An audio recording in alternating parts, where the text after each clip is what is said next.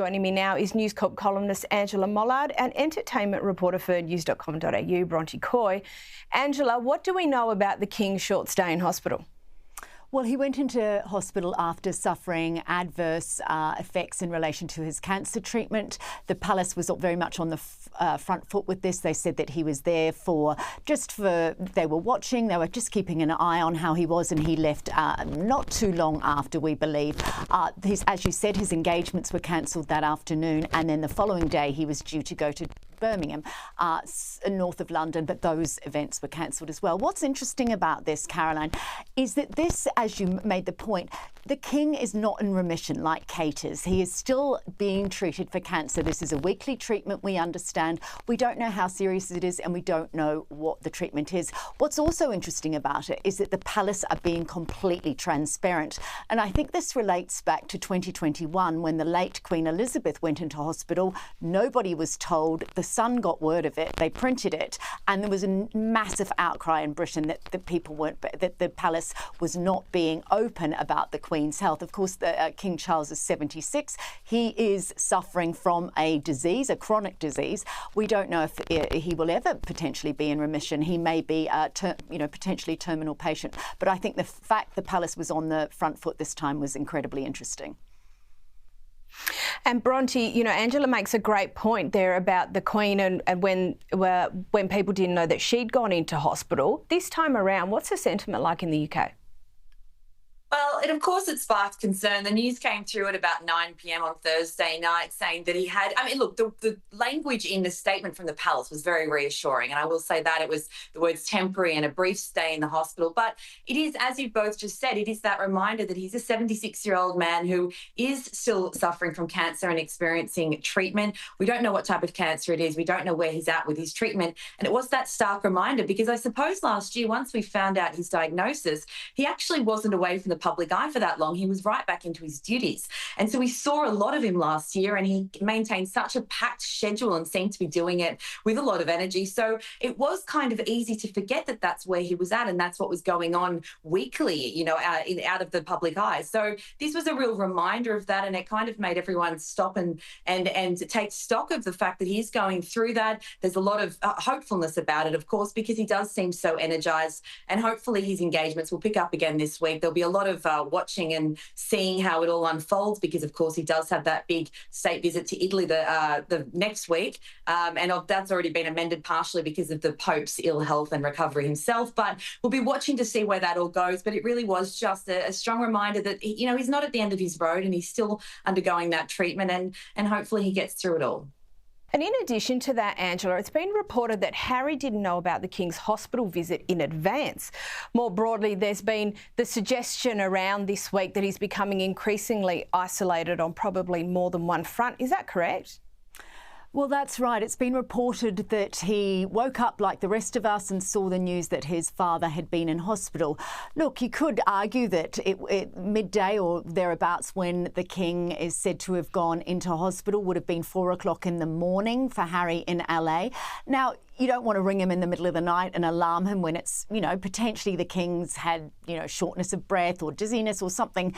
It sounds like it wasn't too serious, but it does illustrate that the circle of communication is not open and that Harry is not involved in that. Look, William, of course, as the heir to the throne, would have been told instantly. And you would have thought that the first thing Harry would have done would wake up to an email from the courtiers or the palace to let him know. You have to imagine that happened. It would be pretty cruel for a son to learn that his dad was in hospital and had been in hospital. But I think that's, to your point, Caroline, he's feeling increasingly isolated. There's a lot of conversation this week that he is now the spare again, where he was the spare to William in the first instance and he was the younger brother and he didn't get the attention.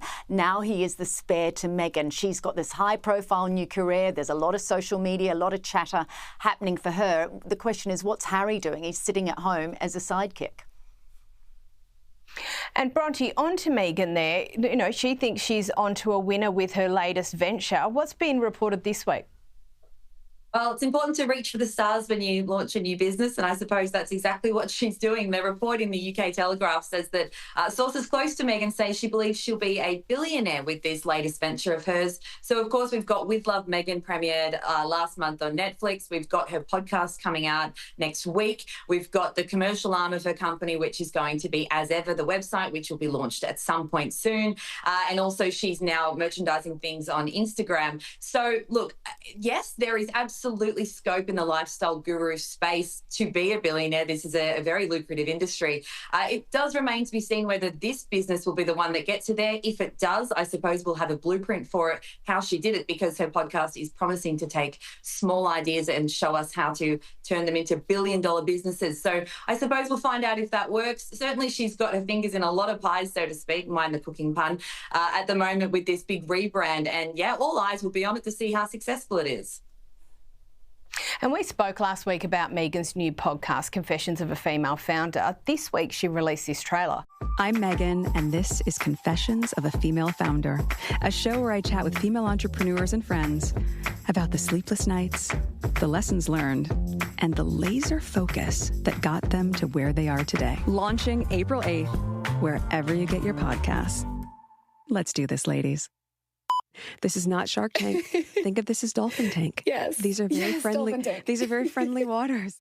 Angela, what's been the initial reaction and what are your thoughts on where this is going?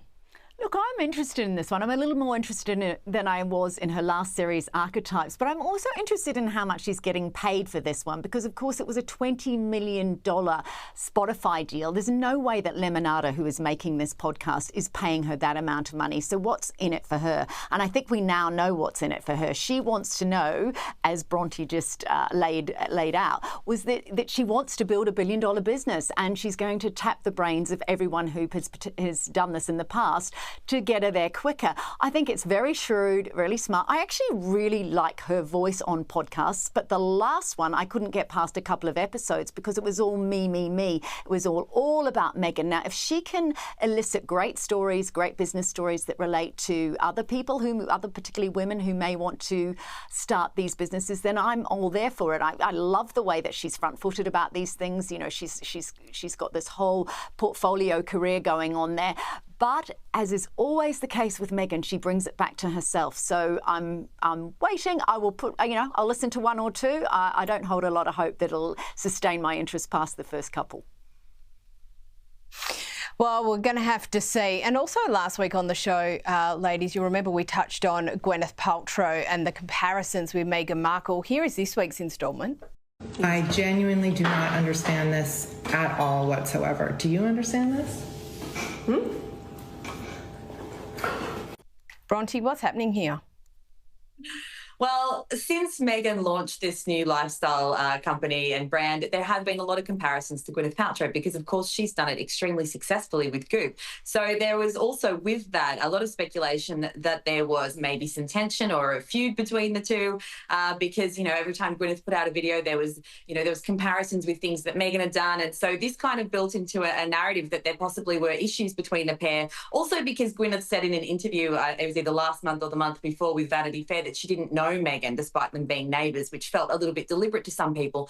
So with all that in mind, last week as sort of the speculation reached a fever pitch after another one of Gwyneth Paltrow's videos, which was sort of similar to one of Meghan's, this video came out, the one that you've just played. So it's very obvious that they were keen to nip it in the bud. But given they weren't friends before that, as Gwyneth had said herself, clearly they've banded together now to sort of make it clear that there is no beef between them, to shut down the reports entirely and show that there's no bad blood. Look, it was a savvy PR move, and certainly it's gotten a lot of attention for both of their companies. So I suppose it's a good PR and branding exercise as well.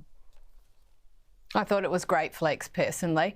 And Angela, Bronte raised this a little earlier about Meghan has ramped up the merchandising side of things. Well, on a number of fronts, actually. What can you tell us? Okay, let's talk about the Instagram influencer, selling her clothes on Instagram.